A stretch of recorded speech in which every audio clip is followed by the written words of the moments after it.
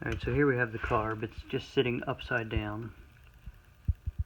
This is the air filter side. This is the intake side. Now let me turn it so the light is hitting it. So that brass screw right there, excuse me, that's your air-fuel mixture screw. And so there's a little, maybe a little tip.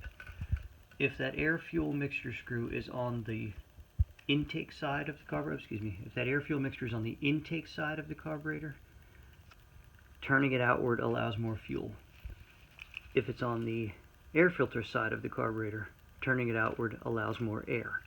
You get the same effect out of adjustments, but they're opposite. So you're either adding air or adding fuel. In this case, it's on the intake side. So the further out that air fuel screw is, the more fuel you're introducing to the mix. And that screw really operates in the 0 to maybe probably not quite quarter throttle range. So what you do is you take a screwdriver and you screw it in until it gently bottoms. And you count the number of turns it takes. I happen to know this one is currently set at 1 3/4 turns out. So what that means is I turn it until it bottoms gently, and then I turn it outward 1 3/4 turns. And I like to do it in half turns so it's easy to count. 1/2, 1, 1/2, and then I can add the other quarter. So you're going to get some jetting advice from, I think his name is OG. He probably, well, I know he has a whole lot more experience with these vm22 clones than I do, so take his word for those numbers. But typically when I'm doing a carb, my baseline is 1 3/4 turns out.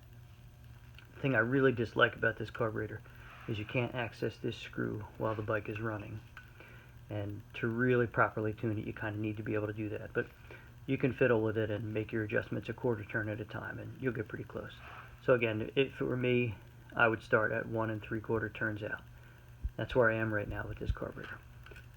So then, when we open it up, you've got 4 screws around the float bowl, and I'll go ahead and open them up. We'll pick back up in a minute.